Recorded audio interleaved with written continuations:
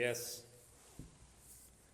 यह बात न जाने कितने लोगों ने कितनी बार ही कही होगी कि भारत की आत्मा गांवों में बसती है। विराम। इस कथन के कई आशय हो सकते हैं। विराम। यह एक कि जिस एक सांस्कृतिक भारत की कल्पना की जाती है, वह काफ़ी कुछ देश की ग्रामीण संस्कृति का ही समुच्चय होता है। विराम। इसका दूसरा संदर्भ जो अधिक स्थूल रूप में है, वो यह कि भारत की अधिकांश जनसंख्या गांवों में बसती है। इसलिए गांवों की दशा दिशा ही यह तय करेगी कि देश किस हालत में है। विराम। यानी अगर गांव खुशहाल है तो देश भी उन्नति कर रहा है, और यह उन्नति समावेशी भी होगी क्योंकि यह सर्वाधिक जनसंख्या के निवास का क्षेत्र है। विराम। यह दूसरा संदर्भ राजनीतिक और प्रशासनिक दृष्टिकोण से काफ़ी महत्वपूर्ण हो जाता है क्योंकि नीति निर्माण और उसके क्रियान्वयन में इसकी भूमिका बढ़ जाती है। विराम। इसे विस्तार देते हुए कहें तो यह विरोधाभास हमेशा से रहा है कि विकास का आधार किसे बनाया जाए। क्या कुछ विकसित क्षेत्रों के रूप में शहर को बढ़ावा दिया जाए और इसे ही राष्ट्रीय आकांक्षाओं की पूर्ति का माध्यम बनाया जाए, या फिर गांवों को ही इतना आत्मनिर्भर बना दिया जाए कि शहर के रूप में अलग से विकास केंद्रों को स्थापित करने की ज़रूरत न पड़े। कोरोना महामारी के समय यह विरोधाभास नए सिरे से उभर कर आया है क्योंकि इसने आर्थिक गतिशीलता को बाधित कर दिया है। विराम। इसलिए ही जब प्रधानमंत्री ने आत्मनिर्भर भारत की बात की तो गांवों की आत्मनिर्भरता पर विशेष बल दिया। विराम। इसे समग्रता से समझने के लिए हमें इससे जुड़े विभिन्न पहलुओं पर गौर करना होगा। मसलन ऐसा कहने के पीछे क्या औचित्य है, इस विचार का ऐतिहासिक संदर्भ क्या है, सरकार ने इस दिशा में कौन कौन से प्रयास किए हैं, आगे और क्या करने की आवश्यकता है। इन तमाम पक्षों से गुजरते हुए हम किसी तार्किक निष्कर्ष तक पहुंच सकते हैं। कोविड-19 ने पूरे परिदृश्य को बदल दिया है। विराम।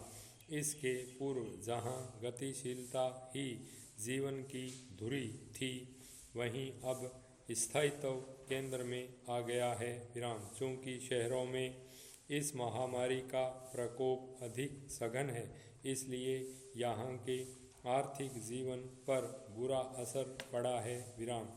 ऐसे में इस पर निर्भर प्रवासी श्रमिकों का जनजीवन भी प्रभावित हुआ और वे वापस गांव की ओर लौटने लगे। विराम। साथ ही जब यह दिख रहा है कि इस महामारी के दुष्परिणाम बहुत जल्दी समाप्त होने वाले नहीं हैं, तो ऐसे में यह महत्वपूर्ण हो जाता है कि गांवों को उनके निवास स्थल तक आवश्यक विकास दशाएं उपलब्ध हों तथा गतिशीलता की अपरिहार्यता समाप्त हो। विराम। ऐसे में गांवों का आत्मनिर्भर होना जरूरी हो जाता है। विराम। आंकड़ों पर नज़र डालें तो एक स्पष्ट तस्वीर उभरती है। विराम। 2011 की जनगणना के अनुसार ग्रामीण भारत में कुल जनसंख्या का 68% हिस्सा निवास करता है तथा यह राष्ट्रीय कार्य बल का 72% हिस्सा धारण करता है। विराम। यह ठीक बात है कि बीते दशकों में शहरी जनसंख्या वृद्धि ग्रामीण जनसंख्या वृद्धि दर की लगभग 2.5 गुना रही है, किंतु फिर भी वर्तमान स्थिति यही है कि लगभग 2/3 जनसंख्या गांवों में ही है। विराम। इस जनसंख्या के अनुपात में आर्थिक गतिविधियों को देखें तो वो एक निराशाजनक तस्वीर प्रस्तुत करते हैं। विराम। यह विस्तृत ग्रामीण कार्य बल मूलतः कृषि पर आधारित है, किंतु इनकी आर्थिक हिस्सेदारी काफ़ी कम है। विराम। वर्ष 2019-20 का आर्थिक सर्वेक्षण बताता है कि इस दौरान कृषि का कुल GVA में मात्र 16% योगदान रहा। विराम। साथ ही यह तथ्य भी गौर करने लायक है कि यह योगदान निरंतर कम होता जा रहा है, अर्थात प्रच्छन्न बेरोजगारी के साथ साथ यह क्षेत्र नकारात्मक वृद्धि दर्शा रहा है।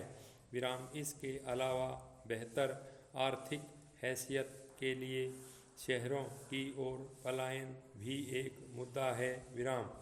एक अनुमान के अनुसार करीब 7 करोड़ से 11 करोड़ के बीच प्रवासी श्रमिक भारत में है। विराम। यह संख्या विश्व में चीन के बाद दूसरे नंबर पर है। विराम।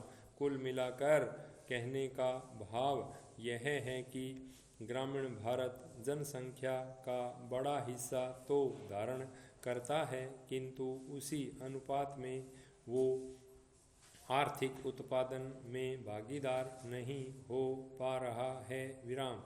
इस विसंगति से तमाम असंतुलन उत्पन्न हो रहे हैं जो इस कोविड काल में और भयावह तरीके से हमारे सामने प्रस्तुत हो गए हैं। विराम।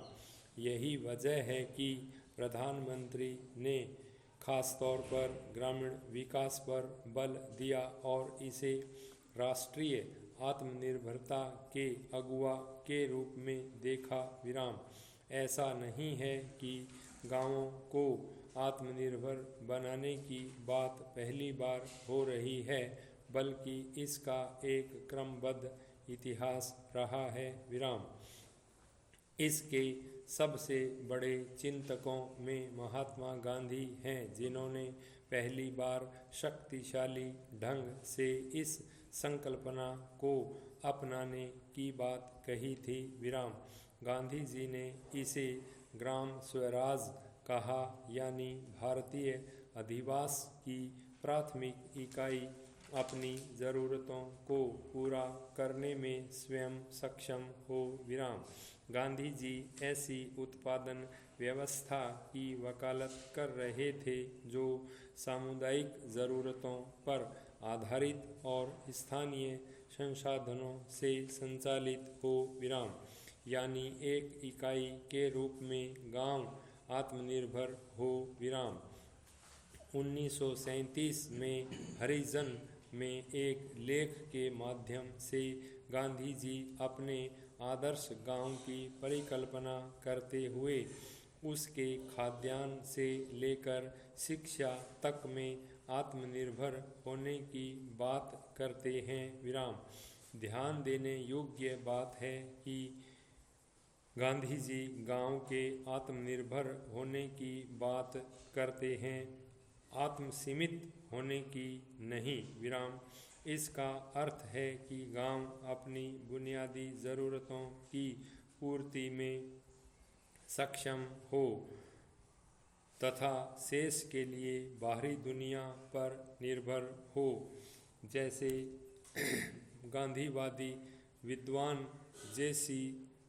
कुमारप्पा ने गांधी जी के विचार को आगे बढ़ाते हुए अर्थशास्त्र में सुधार का सिद्धांत दिया, जिसके केंद्र में यही था कि हमें ऐसी उत्पादन प्रणाली को अपनाना चाहिए जिसमें स्थायित्व का गुण हो। स्टॉप।